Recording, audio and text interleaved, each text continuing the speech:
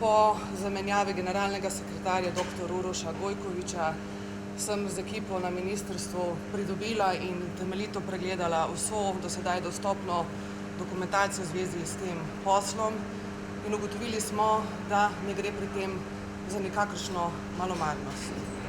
Nasprotno, vse bolj se kaže, da gre za načrtno protipravno delovanje organizirane skupine ljudi, zavestno zavajanje in prirejanje dokumentacije z namenom pridobitve protipravne koristi. Ne gre samo za posamezne uradnike ministrstva, tudi člane stranke SDS, ampak žal tudi člane stranke Socialnih demokratov. Predsednica Tanja Fajon je včeraj povedala, da je očitno ne samo normalno, ampak celo pričakovano, da se generalni sekretar stranke vmešava v projekte in delo ministrstev in kot sem ugotovila ob številnih dokumentih in indicih in dokazih v preteklih dneh, je točno to počel tudi v tem primeru.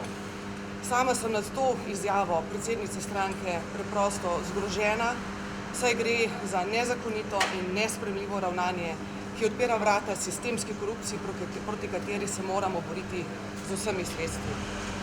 Sama kot ministrica in torej predstojnica ministrstva seveda prevzemam objektivno odgovornost, saj sem ravnala in podpisala pogodbo v dobri veri, da so pristojne službe svoje delo opravile strokovno, pošteno in z dolžno skrbnostjo. Danes vem, da temu ni bilo tako, da so mi načrtno lagali, prirejali in prikrivali podatke. Zato menim, da če danes ali v tem trenutku odstopim, se bodo takšne zgodbe nadaljevale in nič se ne bo na tem področju spremenilo. Toliko zaenkrat od mene, če imate kakšno kratko vprašanje, potem bi šla na vlado in sem vam kasneje še zdan na voljo. Odstopiti ne nameravate vsaj do interpelacijske razprave, to drži?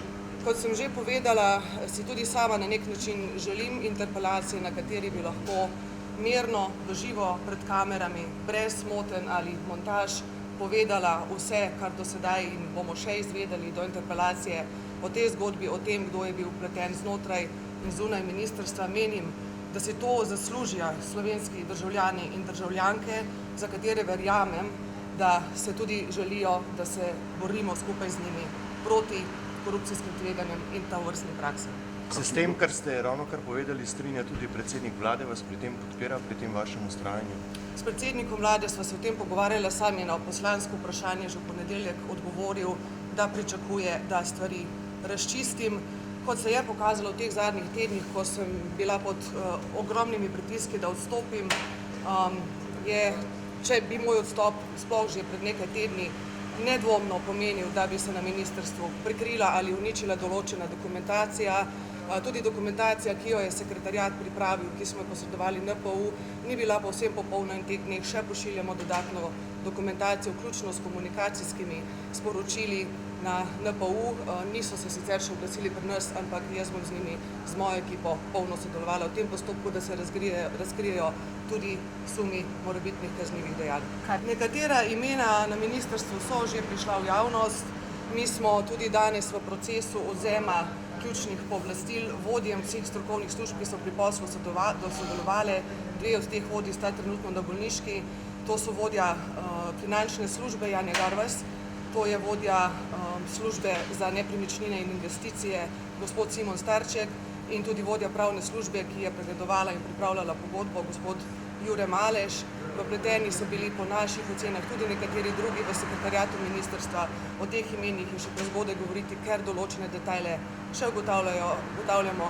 Kot sem sama povedala in kot ste mediji tudi že poročali, sem tudi predsedstvo v ponedeljek že opozorila na možnost oziroma na moje domneve in sume, da je v zadevo v ozadju vpleten tudi generalni sekretar Klemen Žibert, ki kot rečeno, za katerega je očitno stranka meni, da je normalno, da se vmešava v projekte ministrstva. Kot rečeno, jaz mislim, da to daleč od normalnega, da generalni sekretar nima kaj početi na ministrstvih, ne samo našem, seveda tudi drugih.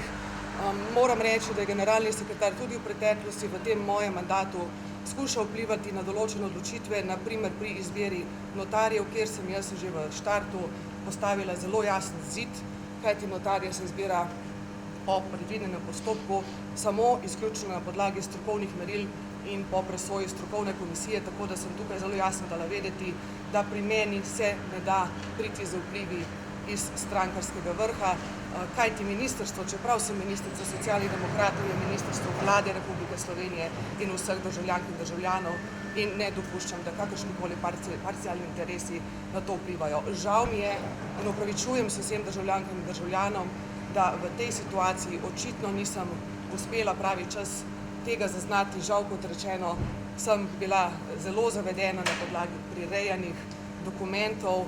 Razsežnosti teh prirejanj bomo zelo podrobno razkrili v naslednjih dneh, najkasneje v odgovoru na interpelacijo in potem, če jo bom dočakala tudi na sami interpelaciji. Seveda pa naslednja poteza je nenazadnje na predsedniku vlade, jaz bom v vsakem primeru njegovo odločitev spoštovala. On je tudi ta, ki predlaga imenovanje in razrešitev ministrov. To nenazadnje, kljub vsem spoštovanju do moje stranke, ne more biti predsedstvo Socialnih demokratov. Zdaj verjamem, da razumete tudi, zakaj na tem položaju vztrajam. Že v 2 tednih se je pokazalo, da bi moj odhod že pred 2 tednoma, ko so že name pritiskali, gotovo pomenil, da bi se zadeva premaknila.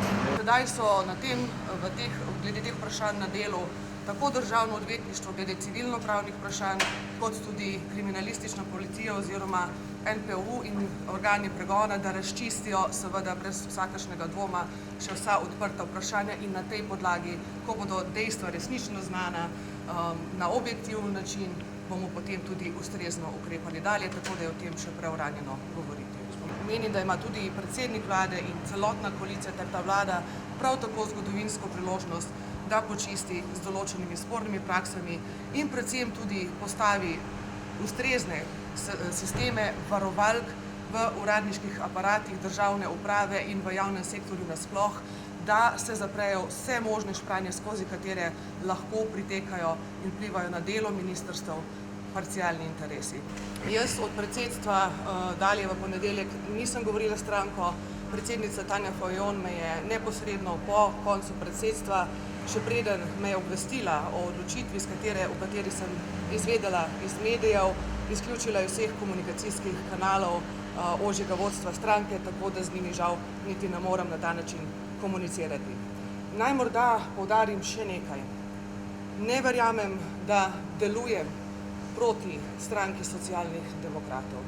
Nasprotno, verjamem, da se borim proti posameznikom, žal tudi v vrstah stranke SD, ki s svojimi ravnanji v resnici so tisti, ki škodijo tako stranki, predvsem pa državi in državljanom.